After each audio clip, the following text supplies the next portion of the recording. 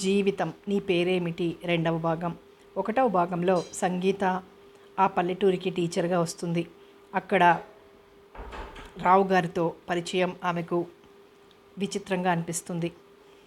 ఇక అక్కడి పిల్లలకు తను చాలా నచ్చుతుంది. కథ కొనసాగుతుంది. లంబాడిగూడెంలో ఆ రోజు అందరూ చాలా సందడిగా ఉన్నారు. కారణం ఆ రోజు హోలీ పండుగ. వాళ్ళు ఆ రోజు సుగ్రీవ పూజ చేసి హోలీ ఆట ఆడతారు. ఉన్న దాంట్లో తృప్తిగా రొట్టెలు పాయసం వండుకొని తింటారు. నాయర్ మీసాలు దువ్వుకుంటూ వెళ్ళి గోడకు వేలాడుతున్న తప్పెట అందుకున్నాడు. అతడు తప్పెట అందుకోగానే అతని వయసు యువకులంతా జబ్బులు చరుచుకుంటూ హుషారుగా ఈలలు వేశారు. నాయర్ని ఒకడు ఏదో అడిగాడు.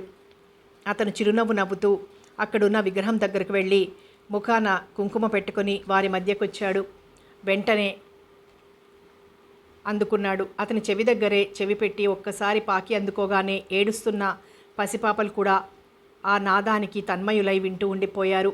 నాయర్ అందరి మధ్యలో అందాల చందమామలా ఉన్నాడు. కోర మీసం, మెడలో చిన్న దండ, తలకి ఎర్రగుడ్డ, మోకాళ్ళ దగ్గరకు పంచె, చేతులున్న గళ్ళబనీను. కానీ అతను ఏదో వింత కాంతితో మెరుస్తూ చూసేవాళ్ల కళ్లకు అతను మన్మధుడేమో అన్నట్లుగా ఉన్నాడు. అతని వేషం, భాష అతని అందాన్ని పెంచాయి. ప్రతి కన్నెపిల్ల అతన్ని తన పక్కనే ఊహించుకోగలిగేటంత అందం ఆ గుడిసెల్లో ఉండటం నిజంగా ఆ ఊరి అదృష్టమే. నాయర్ ఒక్క అడుగు వేశాడు. అంటే అక్కడ చూడవచ్చిన వారి కాళ్ళు అతని అడుగులతో వంత కలుపుతూ అతని వైపు చూస్తూ ఉన్నారు. అతని పాట మంచి జోరులో ఉంది. ముఖ్యంగా లంబాడి పడుచుల గుండెలు అదిరాయి.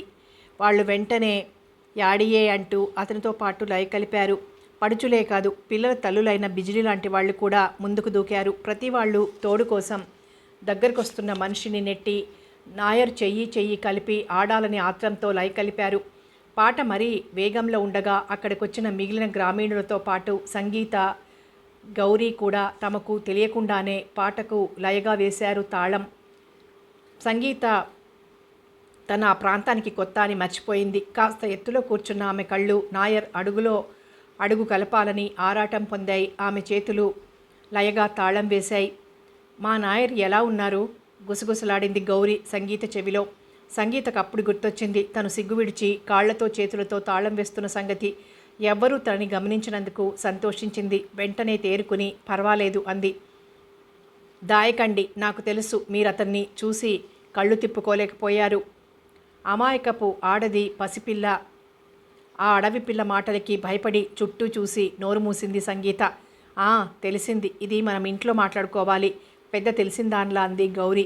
సంగీత కళ్ళు ఉరమడంతో మళ్ళీ మామూలుగా ఉండిపోయింది. గౌరీ ధ్యాస అంతా నాయర్ మీద ఉండడం గమనించి చిన్నగా నవ్వుకుంది సంగీత. అతని ఆటపాటతో పాటు అతని అందం అక్కడ ఉన్న అందరినీ పిచ్చెక్కించేసింది. నాయర్ ఆగిపోయినా అతని మైకంలో ఉన్నవాళ్ళు ఇంకా ఊగుతూ పాట ఆఖరి చరణం అంటూనే ఉన్నారు. ఈలోగా బిజిలీతో పాటు కొందరు అక్కడికి వచ్చిన వారందరికీ తాటాకు దొన్నెల్లో పానకం ఇచ్చారు. సంగీతను చూసి బిజిలీ దగ్గరకొచ్చి ఆమెకు నమస్కారం చెప్పి పానకం అందించింది. మొహమాట పడింది సంగీత. ఎప్పటినుంచో సంగీతను గమనిస్తున్న నాయర్ ఇదే సమయంగా ఆమె దగ్గరకొచ్చి నమస్కారం చేశాడు. వెంటనే బిజిలీ చేతిలో ఉన్న పానకం లాక్కుని దేవి ముందు ప్రసాదం అందిస్తున్న భక్తుడిలా ఆమెకు అందించాడు. అతని నవ్వు, చూపు, నడవడి అందరినీ మత్తెక్కిస్తాయి. సంగీతకు మత్తుకు బదులు ఒక విధమైన జంకు, బిడియం కలిగాయి. ముఖం దించుకొని వద్దు అంది. పర్వాలేదు తీసుకోండి. కొద్ది యాస ధ్వనించినా స్పష్టంగా ఉంది అతని మాట తీరు. అతని మాట తీరులో ఏ మహత్యం ఉందో. వెంటనే అతని చేతిలో ఉన్న దొన్నె అందుకుందామే. నాయర్ చాలా సంతోషించాడు. అతను గౌరికి కూడా దొన్నె అందించాడు. గౌరి దొన్నెతో పాటు అతని చేతుల్ని అందుకుంది. ఆమె చూపులు అతన్నే వెంటాడుతున్నాయి. సంగీతకు గౌరి ప్రవర్తన నచ్చలేదు. మెల్లిగా గౌరి కాలు తొక్కింది. గౌరి ఈ లోకంలోకి వచ్చింది. నాయర్ చేతులు వదిలేసి దొన్నె అందుకుంది. నాయర్ గట్టిగా నవ్వి అవతలికి వెళ్ళిపోయాడు. సంగీతను మెల్లిగా జనం వెళ్ళడం కనిపించింది. దాంతోపాటు ఆమె కూడా బయలుదేరింది. మళ్ళీ బిజిలీ, నాయర్ వెంట వచ్చారు. మిమ్మల్ని చూస్తే నాకు చాలా సంతోషంగా ఉంది. ఎలా ఉంది అడిగాడు నమ్రతగా. సంగీత ఆ ప్రశ్న ఆశించలేదు. అందుకే తడబడుతూ చాలా బాగుంది, చాలా బాగుంది, వీలుంటే ఎప్పుడన్నా మా ఇంటికి రండి అంది గబగబా. బిజిలీ కల్పించుకుని సంగీత దగ్గరకు వచ్చి మాలాంటి వారి ఇళ్లకు రావడం మాకు చాలా సరదా. నేనే పిలుచుకొస్తా అంది ఉత్సాహంగా. నువ్వెందుకు, నేను పిలుచుకొస్తాలే మూతి తిప్పుతూ అందామే. సంగీత ఏం చెప్పలేక చూస్తూ ఉండిపోయింది. నాయర్ మాత్రం పెద్దగా నవ్వాడు. అతని నవ్వు అక్కడ ఉన్న ఆ ముగ్గురిలో ఎన్నో భావాలు కలిగించింది. కానీ ఎవ్వరూ బయటపడలేదు. మీరు తీసుకొని రావడానికి, ఎత్తుకొని రావడానికి నేను చిన్న పాపనా? నేనే వస్తాను అన్నాను. మంచిది, అలాగే అన్నారు. బాగుంది, తప్పకుండా రండి ఆప్యాయంగా పిలిచింది సంగీత. కానీ నాయర్ ఏం మాట్లాడకుండా నోటి మీద చేయి ఉంచుకొని ఏదో గుర్తు చేస్తూ, చూడండి, నన్ను మీరు అనకండి, నువ్వు అనండి అన్నాడు. సంగీత మొదట బిత్తరపోయి తర్వాత అతని మాటలకి నవ్వుకుంది. నాయర్ బిజిలీ వాళ్ళ దగ్గర సెలవు తీసుకుని బయలుదేరారు. గౌరీ అంటూ లోపలికి వచ్చిన సంగీత అక్కడి దృశ్యం చూసి ఆశ్చర్యపోయింది. గౌరీ అద్దం ముందు కూర్చుని చక్కగా పౌడర్ రాసుకుని ఆ తర్వాత స్నో పూసుకుంది. లిప్స్టిక్ తీసుకుని చక్కగా కనుబొమ్మలు దిద్దుకుంది. ఆ అవతారం చూడలేక సంగీత నవ్వేసింది. ఉలిక్కి పడింది గౌరీ. హడావిడిగా అద్దం ముందు నుంచి లేచింది. సంగీతకు గౌరీని చూస్తే నవ్వాగింది కాదు. పోనీలేండి, నేను పల్లెటూరు దాన్ని అయితే ఇవి పూసుకోకూడదా? నాకు ఇలాంటివంటే చాలా ఇష్టం అంది బొంగమూతి పెట్టి. గౌరికి కోపం వచ్చిందని గ్రహించింది సంగీత. దగ్గరకు వెళ్ళి ప్రేమగా నెత్తిమీద చిన్నగా దెబ్బలేస్తూ, చూడు గౌరీ, ఇవన్నీ ఎవరైనా వాడుకోవచ్చు, కానీ ఇలా కాదు. అయ్యో, ఎవరన్నా పెదాల రంగు కనుబొమ్మలకు పూసుకుంటారా? సరే, నువ్వు వెళ్ళి ముఖం కడుక్కొనిరా, నేను నిన్ను మేకప్ చేస్తా అంది. గౌరి కోపం తగ్గలేదు. అందుకే పైటతో మొహమంతా తుడుచుకుంటూ, మీకెందుకులేండి మేకప్పులు గేదప్పులు. సంగీత ఈమారు గట్టిగా నవ్వుతూ ఆమె చెవిలో ముఖం పెట్టి, నీ మొహం చూస్తే నాయర్ లాంటి అందగాళ్ళందరూ ఏ ఇంటి ముందు వరుసలో నిల్చోవాలంటే మరి నువ్వు నేను చెప్పినట్లు నీ ఇంటి ముందు వరుసలో నిల్చోవాలంటే మరి నువ్వు నేను చెప్పినట్లు చెయ్యాలి అంది ధీమాగా. ఆమె ముఖంలో 1000 దీపాలు వెలిగాయి. సంగీత వైపు తిరిగి, నాయర్ కూడా వస్తాడంటారా? ఓ, నాయర్ బాబు కూడా వస్తాడు. నువ్వు ముందు మొహం. నాకు వాడి బాబెందుకు, చక్కగా ముందు వెళ్ళు. నాయర్ వస్తే నిన్ను చూస్తే జడుసుకుంటాడు. వెళ్తున్నా. ఆమె లోపలికి వెళ్ళిపోయింది. నాయర్ తన అందానికి దాసుడైపోవాలన్న ఆలోచనతో సబ్బు సగం అరగదీసి ముఖం రుద్దుతున్న గౌరి పిచ్చి ప్రేమకు జాలిపడింది. అంతేకాదు, నాయర్ గౌరిల పెళ్లి చేసి ఆదర్శ యువతిగా తను పేరు తెచ్చుకోవాలి అని కూడా అనుకుంది సంగీత. ఆలోచనలకు అంతరాయంగా గౌరి మొహం కడిగి వచ్చి కూర్చుంది. బొమ్మలా ఉన్న గౌరికి చక్కగా ముస్తాబు చేసింది సంగీత. ఆమె అందం ముస్తాబులో ఎన్నో రెట్లు పెరిగింది. అద్దంలో చూసుకున్న గౌరి మురిసిపోయింది. కానీ అలా బయటికి వెళ్ళాలంటే భయపడి వెంటనే తీసేసింది. ఏం బాగాలేదా? చాలా బాగుంది, కానీ ముఖ్యమైన రోజు మీతో ముస్తాబాయ్ వెళ్తా అంటూ మొత్తం తీసి మామూలుగా ఉండిపోయింది. బాగుంది, చాలా బాగుంది. ఈ భాగ్యానికేనా నాతో అంతసేపు ముస్తాబయ్యావు? నిష్ఠూరంగా అడిగింది సంగీత. గౌరికి అదేమీ పట్టలేదు. ఆమె ధ్యాసంతా నాయక్ మీదే ఉంది. చూడండి, నాయక్ కండలు తిరిగిన శరీరం, పచ్చటి రంగు, ఒంకుల జుత్తు ఎంత బాగుంటాడో. మా తాత అంటాడు, కృష్ణమూర్తిని అందరూ అందగాడంటారు, కానీ మన ఊళ్ళో నాయర్ గాడి అందం ఆ కృష్ణ పరమాత్మకు లేదని అంటాడు. మీకు అందంగానే ఉన్నాడా? సంగీతకు అది అధిక ప్రసంగం అనిపించింది. అయినా చేసేది లేక, గౌరీ, ఊరి వాళ్ళందరూ అవునంటే నేనెందుకు కాదంటాను? ముందు నువ్వు వెళ్ళి నాకు పెరుగు తెచ్చిపెట్టు తొందర చేసింది. నాయర్కి నా చేత్తో పెరుగు ఎప్పుడేస్తానో గొణుక్కుంటూ బయలుదేరింది. తెలతెలవారుతుండగా నిద్రలేచింది గౌరీ. తలుపు దగ్గరికి లేచి పాలు తేబోయింది.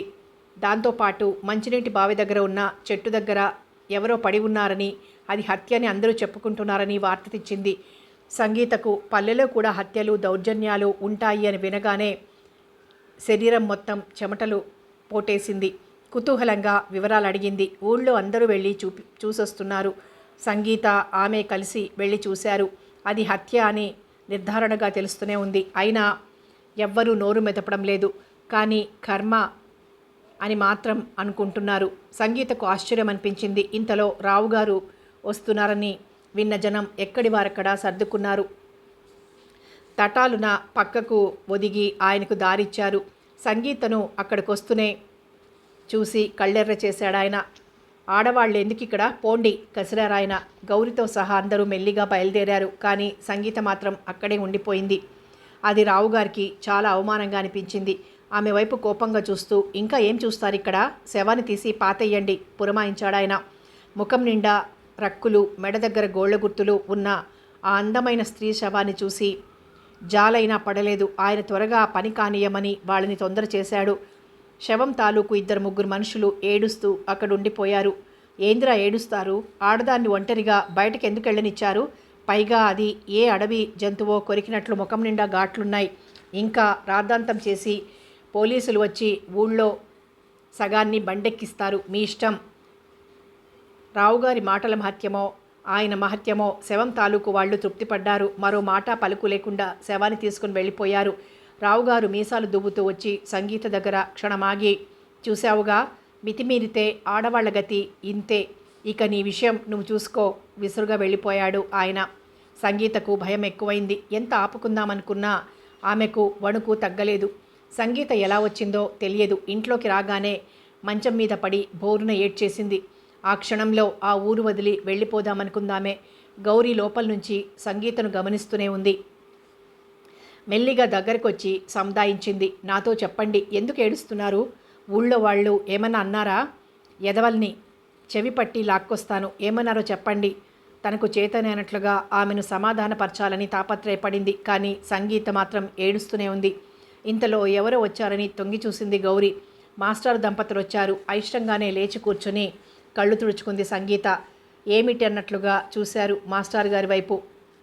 ఏమో బాబు, శవాన్ని చూసొచ్చిన దగ్గర నుండి తెగ ఏడుస్తున్నారు అంది గౌరీ. చిన్నది కదా, భయపడి ఉంటుంది. అయినా చూడమ్మా, నువ్వు అటు ఇటు చూసి రావుగారితో చాలా జాగ్రత్తగా ఉండాలి. ఇందాక ఆయన వెళ్ళమన్నా వెళ్లకుండా ఉన్నందుకు కోపం వచ్చింది. నేను అక్కడే ఉన్నా, కానీ నేను నిన్ను అక్కడ పలకరించడం బాగోదని మాట్లాడలేదు. మరేం అనుకోకు, బిడ్డలాంటి దానివని చెప్పడానికి వచ్చాను. అయినా ఈరోజు కాస్త గుడికెళ్ళి వస్తాం, నువ్వు త్వరగా స్కూలుకు వెళ్ళమ్మా అంటూ వచ్చినంత వేగంగా వెళ్ళిపోయారు. ఏమిటో ప్రతి ఒక్కరూ స్వార్థం చూసుకోవడమే అనిపించింది సంగీతకు. ఆ మాట పైకనేసింది. అమ్మా, మీ మీద రావుగారు కేకలేశారా? నేను మీకు చెప్పేదాన్ని కాదు. మీరు రావుగారి మాటకు ఎదురు చెప్పొద్దు. అందరూ ఆయన చూస్తే జడుస్తారు. మనకెందుకు మధ్యన అంది గౌరీ. సంగీతకు కోపం కట్టలు తెంచుకొనొచ్చింది. చిచి, మీలాంటి వాళ్ళు ఉండబట్టే ఊళ్ళల్లో అన్యాయాలు జరిగిపోతున్నాయి. అది హత్య అంత బాగా తెలుస్తూ ఉంటే కప్పిపెట్టుకుంటే హంతకులకు బాగా సందు దొరికి ఊళ్ళో వాళ్ళందరినీ పొడిచి పారేస్తారు. తను అన్న మాటలకి గౌరీ భయపడుతుందని సంగీత అనుకుంది. కానీ గౌరీ ఎంతో సామాన్య విషయంగా నవ్వుతూ, మీరొక్కసారికే దడిసిపోతే ఎట్టా అంది. సంగీతకు అర్థం కాలేదు. గౌరీ వైపు వింతగా చూస్తూ, అంటే ఏముంది, ఇట్టా జరగడం మామూలే. అట్టా ప్రతిసారి రావుగారు గోవిందు తీర్పు చెప్పటం మాకు అలవాటే. చేతులు తిప్పింది గౌరీ. సంగీత ముఖంలో రంగులు మారాయి. ఇలా హత్యలు జరగడం మామూలా?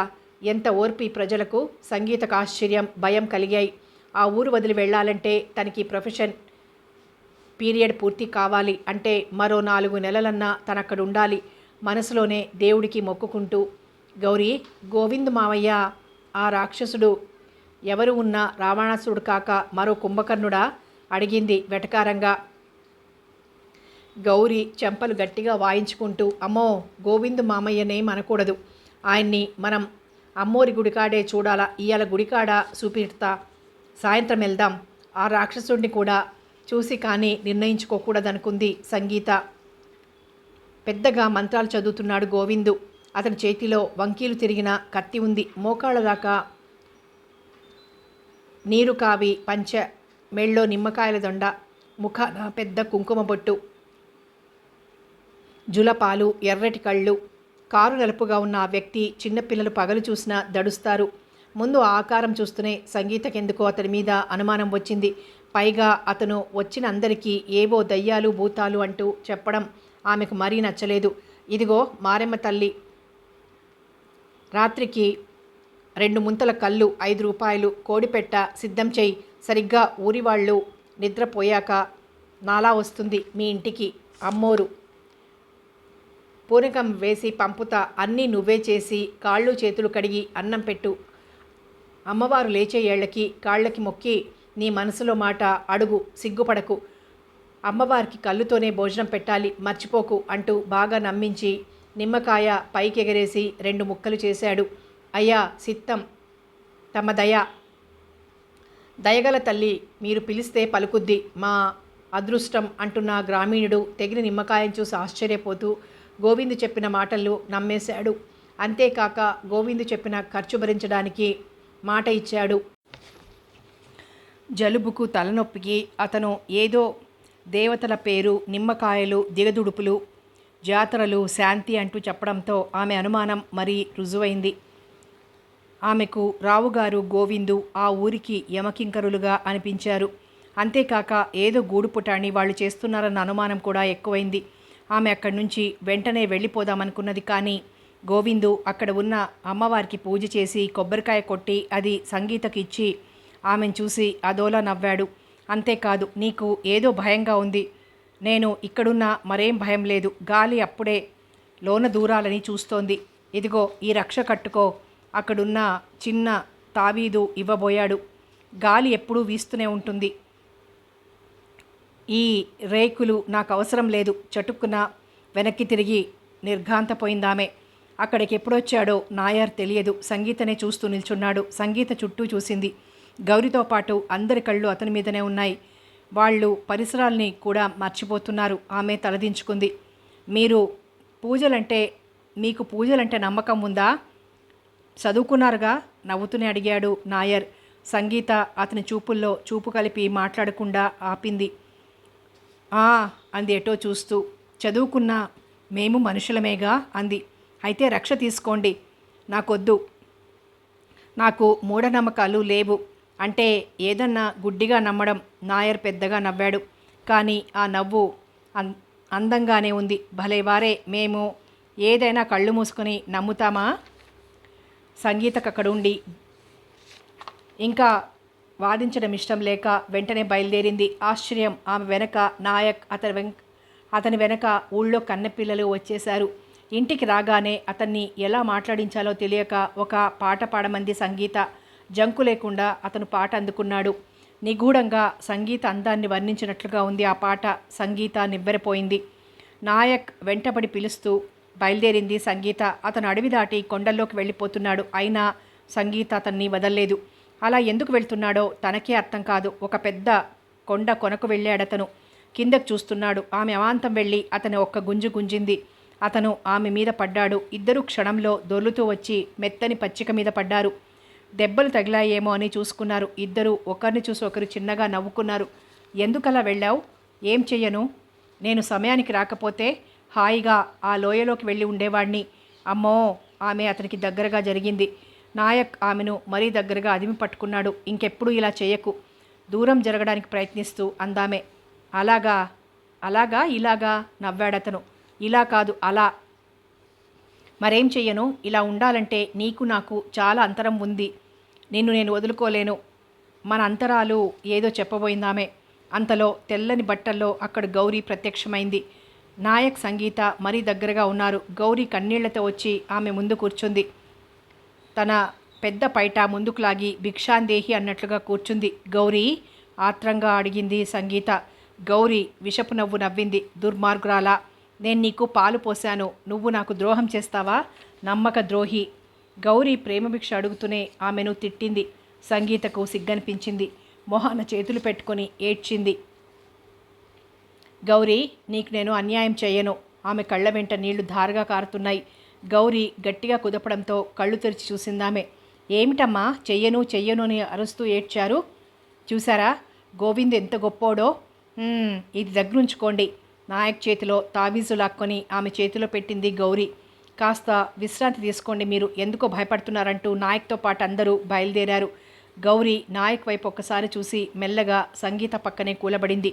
నాయక్ పాట వింటూ తను ఏదో లోకాల్లో తేలిపోవడం అన్నీ గుర్తుకొచ్చాయి సంగీతకు. తను నాయక్ భ్రమలో పగటి కలలు కంటున్న సంగతి గుర్తుకొచ్చి సిగ్గుపడింది. అంతేకాదు, గౌరికి తను అన్యాయం చేస్తున్నట్లుగా కూడా బాధపడింది. అందుకే గౌరీ నాయక్లను త్వరలో ఒకటి చేసి తన తప్పుకి ప్రాయశ్చిత్తం చేసుకోవాలి. సంగీతకు ఈ ఆలోచన రాగానే మనసు కాస్త స్థిమితపడింది. కానీ తను ఎందరో అబ్బాయిల్ని కాలేజీలో చదివే రోజుల్లో కన్నెత్తి కూడా చూడకుండా ఉండి ఎంతో మంచి పేరు తెచ్చుకుంది. కానీ ఎందుకు నాయక్ని చూడగానే మనసు చలిస్తుందో అర్థం కాలేదు. పైగా మగవాడిలో కూడా అంత అందం ఆమెను మరీ మరీ ఆశ్చర్యపరిచాయి. ఇదిగో నిన్నే ఇట్టా దొంగ యవ్వారం ఎన్నాళ్ళు? నీ మొహం దొంగ యవ్వారం ఏందే? మరైతే పెళ్లి చేసుకో. పెళ్ళెందుకు చేసుకోను? మా ఆచారం ఇంకా 2 ఏళ్లలో తీరిపోద్ది. అమ్మో, ఇంకా 2 ఏళ్ళు అందాక? అందుకే కదా నిన్ను చూడకుండా ఉండలేక తిప్పలు. అయితే నన్ను ఇట్టాగే ఒగ్గేత్తావా? ఇదిగో ఈ మాట అనమాకు. ఒగ్గేయటం ఏందే ఎర్రిముఖమా? మరి అమ్మోరి పూజకి మా తరతరాల పూజ పెద్ద కొడుక్కి వంతు. 10 ఏళ్ళయ్యాక ఇట్టో ఉంటే చెయ్యొచ్చు, లేకపోతే వదలొచ్చు. ఈ 10 ఏళ్ళు పెళ్లి చేసుకోకూడదు, పూజలో తాగకూడదు, మాంసం తినకూడదు. ఓయబ్బో, పెళ్లి చేసుకోకుండా పిల్లల్ని కనొచ్చు, దొంగసారా తాగొచ్చు, పూజ అయ్యాక మేకల్ని కోళ్ళని వండకుండా పుచ్చుకోవచ్చు. ఇదిగో నీ నాటకాలు నాకాడ కట్టిపెట్టి నా మెళ్ళో తాళి కట్టు, లేదో నీ పరువు బజార్కి ఈడుస్తా. నీ కాళ్ళట్టుకుంటా. మా బంగారు లచ్చి కదూ. ఇదిగో ఇప్పుడు నువ్వు నా పరువు తీసావో ఇప్పుడిప్పుడే సంపాదనలో పడ్డా. ఎట్టా? విభూది పావలా, హారతికి ₹1 పిల్లలకు చేయి చూస్తే 6 పదులు, పెద్దలకి రూపాయి పావలా. మరి డబ్బంతా ఏం చేశావు? మెలికలు తిరిగిపోతూ లచ్చి దగ్గరగా వచ్చి సుతారంగా మన పెళ్ళికి దాచా. నీకు నగలు, నాకు ఉంగరాలు చేయిత్తా. ఇదిగో ఇయాల 2 తాబీజులకి 2 కోళ్ళొచ్చాయి. ఒకటి వాళ్ళకి, రెండోది అమ్మోరికి. అమ్మోరికా? ఆశ్చర్యపోయింది లచ్చి. పిచ్చిదానా, అమ్మోరికి నైవేద్యం పెట్టేశా.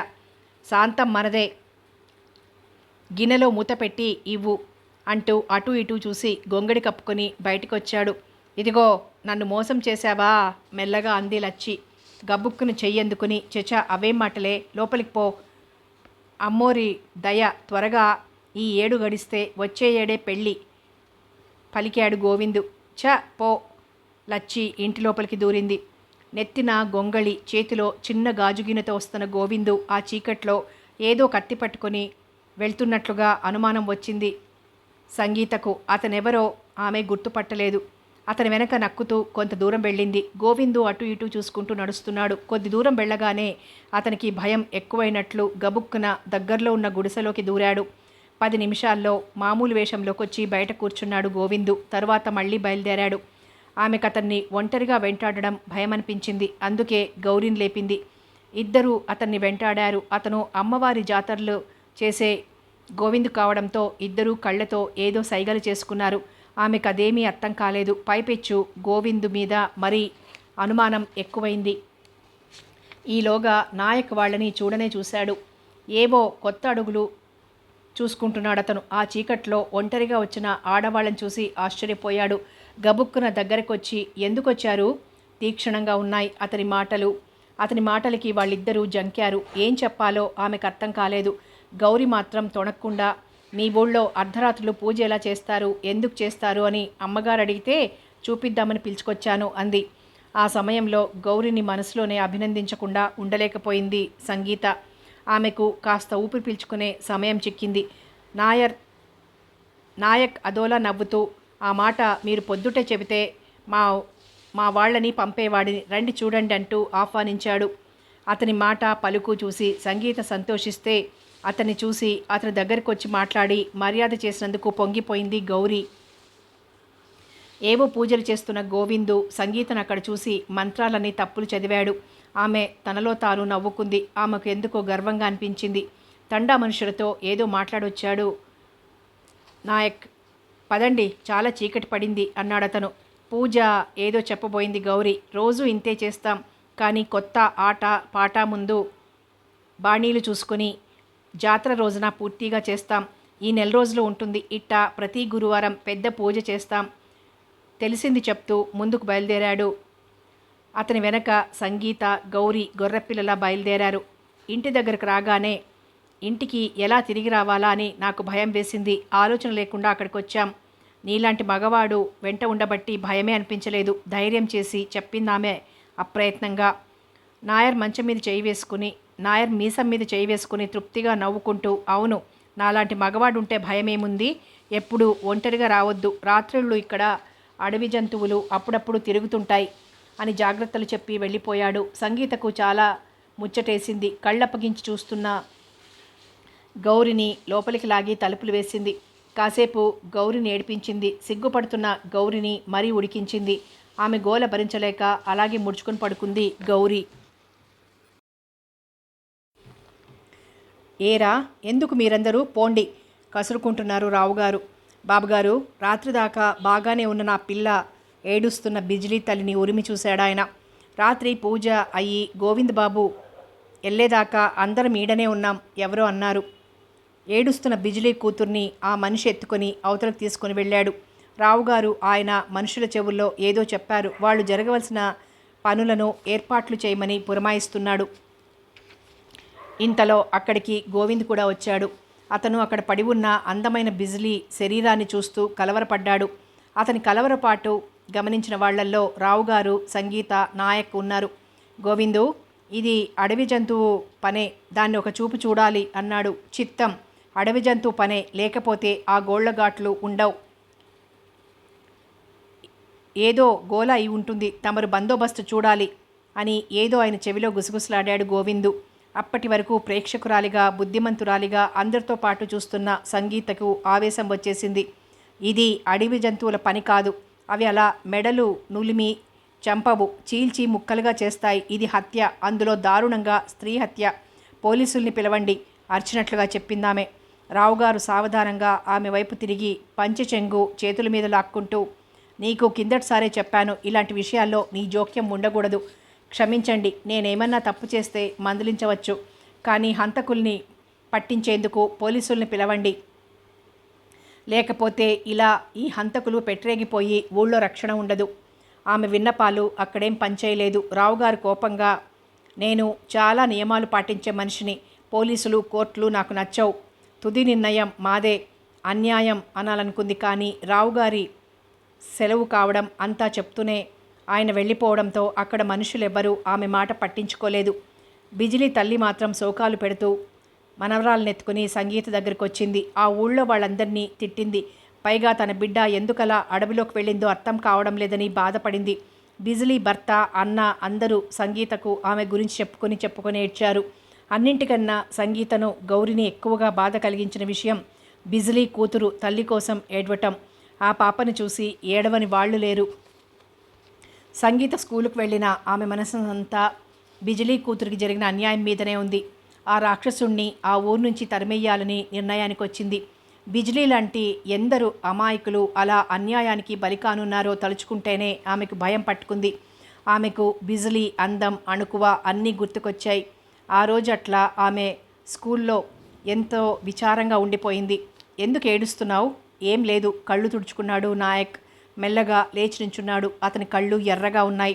గౌరికి కళ్ళ నీళ్లు తిరిగాయి. నాయక్ని ఆమె మనసారా అభినందించింది. తోటి కులపు ఆడమనిషి కోసం నాయక్ ఏడవటం అతని మంచితనానికి నిదర్శనం. నువ్వెందుకు వచ్చావు? అతను గౌరిని అడిగాడు. ఏం లేదు, ఓరగా చూస్తూ అందామే. నాయక్ ఏం చలించలేదు, కానీ నెమ్మదిగా, గౌరీ, ఆడపిల్లవి, అసలే రోజులు బాగాలేవు. నువ్వు ఒంటరిగా నా దగ్గరకు రావద్దు, వెళ్ళు. మీ దగ్గర నాకేం భయం? నువ్వు చాలా మంచోడివి. అయినా పట్టపగలు వస్తే ఏం తప్పులేదు. ఆమె మరో అడుగు ముందుకు వేసింది. అతను కాస్త జంకాడు. ఏం లేదు గౌరీ, బిజిలీకి నేనంటే చాలా ఇష్టం, కానీ పాపం ఆ పాపని చూస్తే నా కడుపు దేవుకుపోతుంది. ఆ పిల్ల వాళ్ళ అమ్మ మీద బెంగతో తిండి కూడా తినలేదు. నాయక్ మాటలతో ఆమెకు ఒక ఆలోచన వచ్చింది. ఆమె కావాలని నాయక్ చెయ్యి గబుక్కును పుచ్చుకుని, నువ్వేం దిగులు పడకు, ఆ పాపని నేను చూసుకుంటానుగా, రోజు అమ్మగారి దగ్గర తీసుకొస్తా, పిల్లల్లో పడితే ఆ దిగులు మర్చిపోద్ది. నాయక్ నిర్లిప్తంగా గౌరీ నుంచి చేయి తీసుకుంటూ, నీ ఇష్టం గౌరీ, కానీ జాగ్రత్త, రాత్రిళ్ళు తిరక్కు అని హెచ్చరించాడు. ఇంతలో లంబాడీల పెద్ద ఎవరో లోపలికొచ్చి నాయక్ని చూసి కసిరాడు. ఏందిరా, నువ్వు వాళ్ళ కోసం ఏడుతున్నావు? ఆడది కాస్త హద్దులో ఉండాలి. మగాళ్ళ మనమే బయటికి పోయి మరి కొండ దగ్గరో అడవి దగ్గరో ఏ ఎలుగో వచ్చి పీక పిసికిందో, లేచి బువ్వ తిను, అతడు మందలించాడు. నాయక్ విషాదంగా నవ్వి ఊరుకున్నాడు. అతను మాత్రం కల్పించుకొని, నువ్వుండు, 2 రోజులు నేనొచ్చి తిండి పెడతా, పిల్లని బడిలోకి తీసుకెళ్తా అంది. కానీ ఆ పెద్ద మాత్రం విసుగ్గా ముఖం పెట్టి, నువ్వెందుకులే తల్లి, మా వాళ్ళు ఉన్నారు అన్నాడు. ఉన్నారు, చెట్టంత మగాడు ఏడుస్తూ కూర్చుంటే ఓదార్చేవాళ్లే లేరు. పాపం, ఊళ్ళో ఎవ్వరికీ లేకపోయినా ఆడోళ్ళు అన్యాయంగా చచ్చిపోతున్నారంటే బాధపడే మనిషి ఉన్నాడు. దానికోసమైనా అతన్ని చూడాలి అని మూతి విరుస్తూ వస్తా అని బయలుదేరింది గౌరీ. మనిషికి కష్టంలో బాధలో ఓదార్చేవాళ్ళు అతనికి దగ్గరవుతారు. ఆమె నాయక్ మీద అస్త్రం ప్రయోగించబోయింది, కానీ మధ్యలో పానకంలో పుడకలా ఆ పెద్ద మనిషి తగిలాడు. ఆమె విసురుగా బయలుదేరింది. ఊరి మధ్యలో ఉన్న రచ్చబండ దగ్గర చేరారు చిన్న పెద్ద. అవును మరి, ఇట్టా నెలకొక ఆడది జంతువులకి బలైపోతుంటే ఎట్టాగా? కాస్త కండ ఉన్న రైతన్నాడు. ఏముంది, బయటకు వెళ్లకుండా ఉండటమే అన్నాడు సన్నగా ఉన్న మరో బాబు. బాగుంది, మరి జంతువైతే అరుపన్న వినపడదా? మూడోవాడు మెల్లగా క్లూ లాగాడు. ఎందుకు వినపడదు? పెద్ద పులో శివంగో అయితే వినపడుద్ది, మరి ఎలుగొడ్డైతే వినపడదు తనకున్న జ్ఞానంతో అన్నాడు మరొకడు. ఏం కాదు, ఎలుగొడ్డు శబ్దం చేస్తుంది మరొకరి ఉవాచ. అయితే దాన్ని మనం కాపు కాసి పట్టుకుంటే అన్నాడు మరో వ్యక్తి. ఏడ కాస్తావురా? ఇటు కాస్తే అటు, అటు కాస్తే ఇటు, మొత్తం ఊరి చుట్టూ ఎన్నాళ్ళు? మరొకరి అనుమానం. జంతువు పట్టుబడేదాకా. తూత్తేరి, ఎవర్రా మీరు? ఒక జంతువు కోసం కాపలా, ఇంకో జంతువు ఇట్ట రోజు కాపలా కాసి పెళ్ళాం పిల్లల్ని ఒగ్గేసి జంతువులతో కాపురం పెట్టాలి. అయినా కొండలాంటి రావుగారు ఉండారు, ఆయన చూసుకుంటారు, మనకెందుకు? సోమరిపోత సోమలింగం చక్కగా వర్ణించి చెప్పాడు. అక్కడున్న జనాభా అందరికీ అదే సరి అయిందనిపించింది. విషయం రావుగారికి చెప్తే ఆయనే చూసుకుంటారన్న నిర్ధారణకొచ్చి పోలోమంటూ అంతా రావుగారింటికి వెళ్ళారు. భుక్తాయాసం తీర్చుకుంటున్న రావుగారు మెల్లగా వరండాలోకి వచ్చి జనాన్ని చూసి ఏం అనుమానం వచ్చిందో ఏమో లోపల నుంచి రంగడిని పిలిచి, ఒరే ఆ తుపాకీ ఇట్ట అందుకో అన్నారు.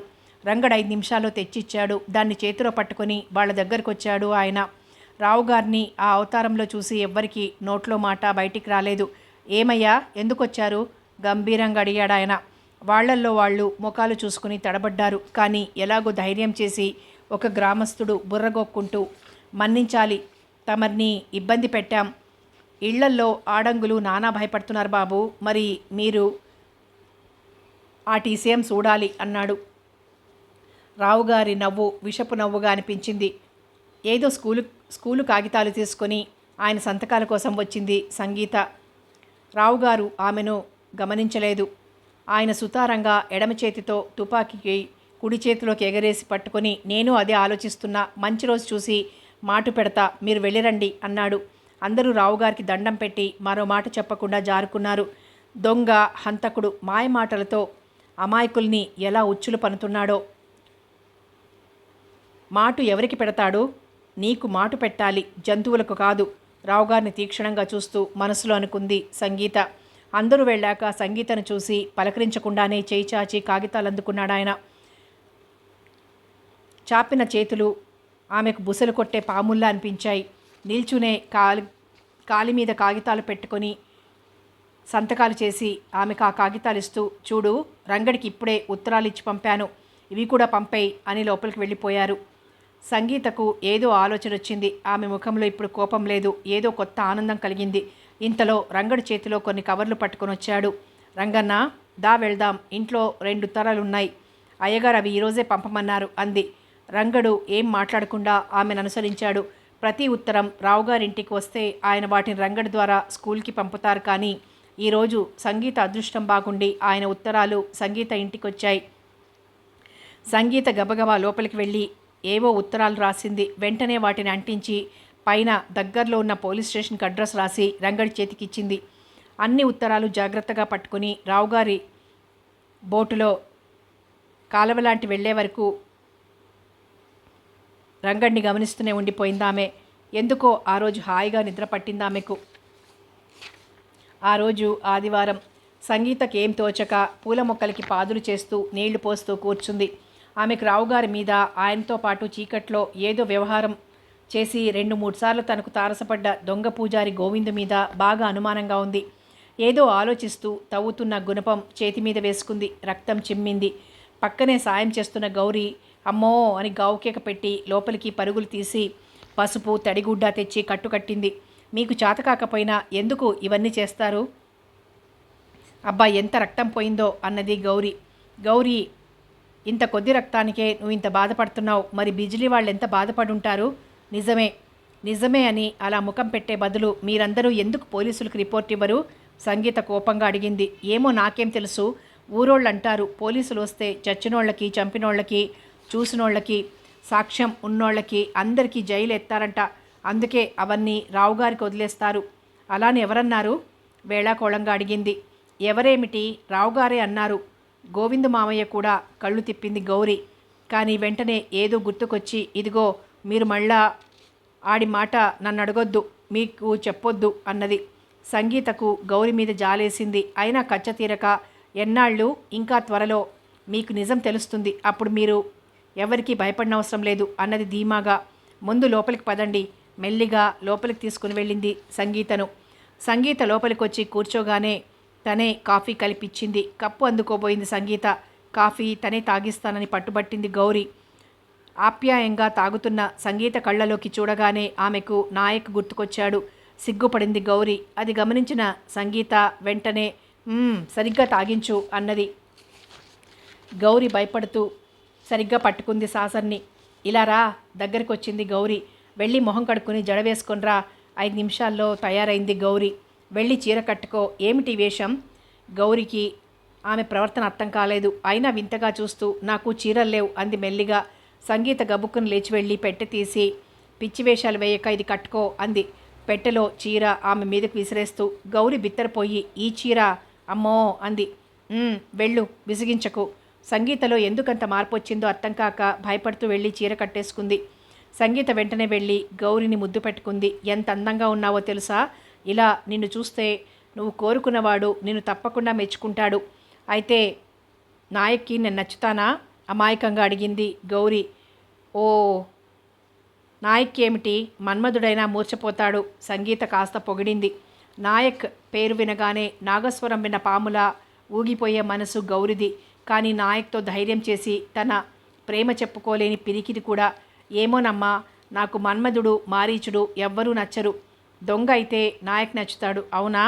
నా మొహం ఎంత దగ్గరికి వెళ్ళినా కాస్త అయినా అర్థం చేసుకోడు. చచా. మాటల్లోనే కోపం అంతా చూపించింది గౌరీ. సంగీతకు నవ్వొచ్చింది.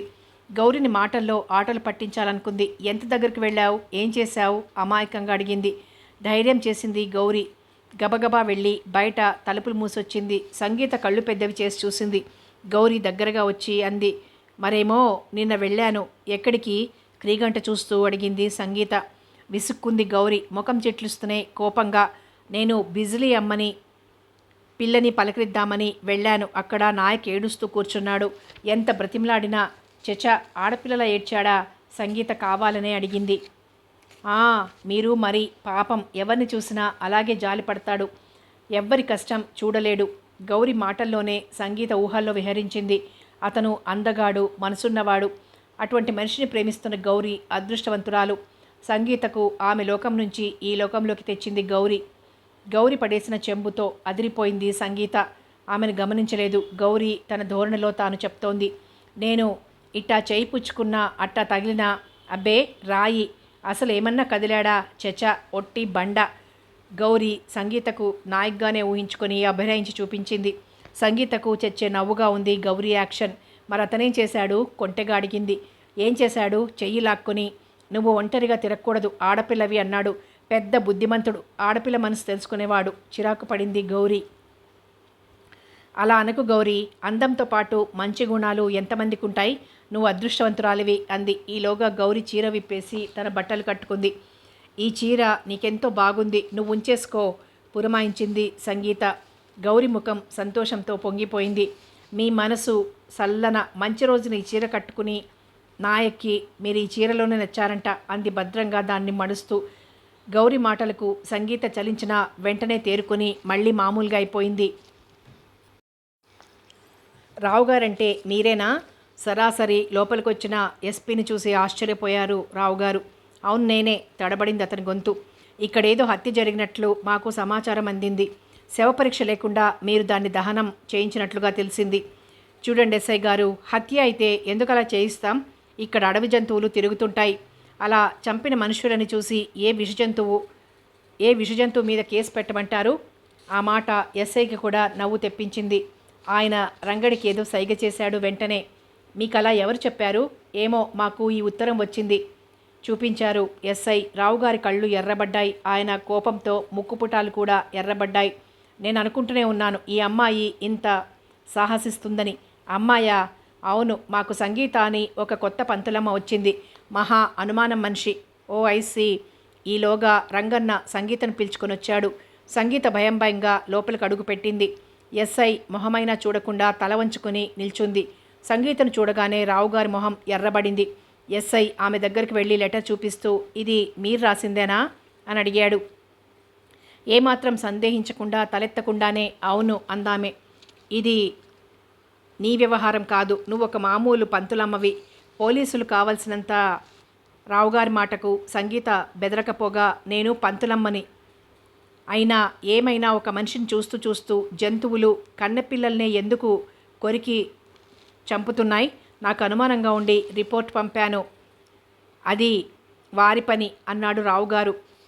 తెలియజెప్పడం మన పని సమాధానం ఇచ్చింది సంగీత. ఒక వారం ఆపకపోతే లాభం లేదనుకున్న వారిని ఆపకపోతే లాభం లేదనుకున్న ఎస్ఐ రావుగారిని దగ్గరికి పిలిపించి చెప్పాడు. ఆయన తన తల ఊపి పైకండువాతో ముఖం తుడుచుకున్నాడు. సంగీత అది చూసి గతుక్కుమంది. ఆమెకు ఎస్పీ వీపు మాత్రమే కనిపిస్తోంది. అతను ఏం మాట్లాడాడో ఆమెకు అర్థం కాలేదు. కానీ ఎస్పీ ఇటు తిరగడంతో ఆమె చటుక్కున మళ్ళీ తలదించుకుంది. మీకెవరి మీదనన్నా అనుమానం ఉందా అనుకుని ఎస్పీ ప్రశ్నకు ఆమె తుళ్ళిపడింది. కానీ వెంటనే తేరుకుని, చూడండి, ఇది హత్య కాదు అంటే హత్య అని చెప్పాను, కానీ ఎవరి మీదో అనుమానపడటం ఎలా సాధ్యం? అసలు హంతకుణ్ణి పట్టేది మీరే. ఆ మాటకు ఎస్పీ నవ్వాడు. అవునవును, తప్పకుండా. అయితే రావుగారు, హత్య ప్రదేశం అని మేం చూడొచ్చా? రావుగారు ఏదో చెప్పబోయే లోపల తనే ముందుకొచ్చి, నేను చూపిస్తారండి అంది సంగీత. ఆ మాటకు ఎస్పీ చాలా సంతోషించాడు. వెంటనే బయలుదేరాడు. రావుగారు పాములా బుసలు కొట్టారు. సంగీతకు చాలా గర్వంగా ఉంది.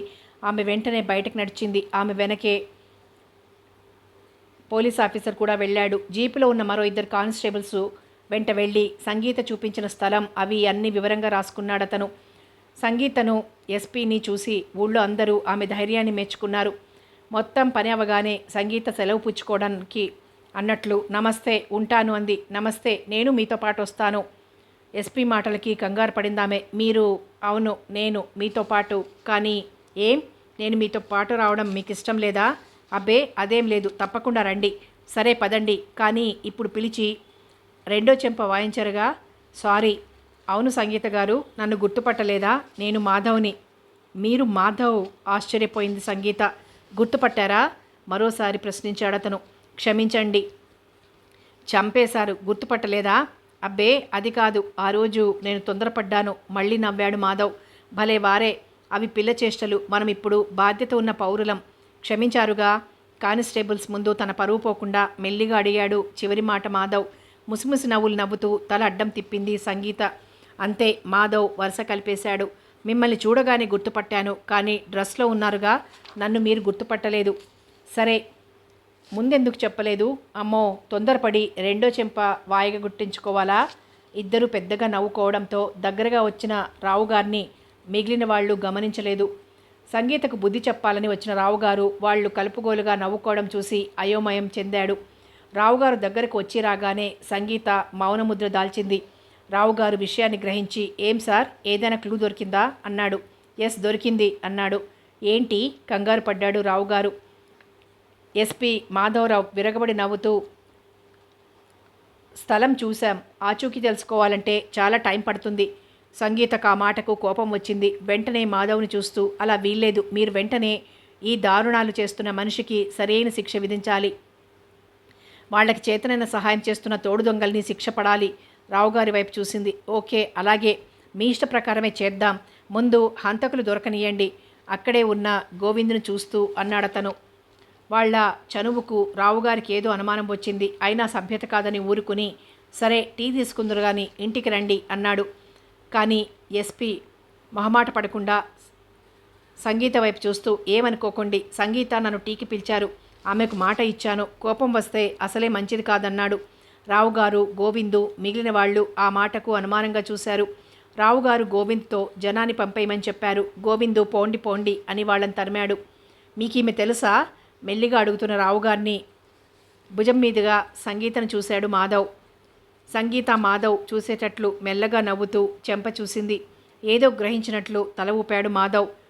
తెలుసా? కాదు, మా మామయ్య గారమ్మాయి. చాలా పట్టుదల గల మనిషి అన్నాడు. ఆ మాటకు సంగీత ఆశ్చర్యపోయింది. ఆమె మనసు ఏదోలా అయిపోయింది. కథ కొనసాగుతుంది.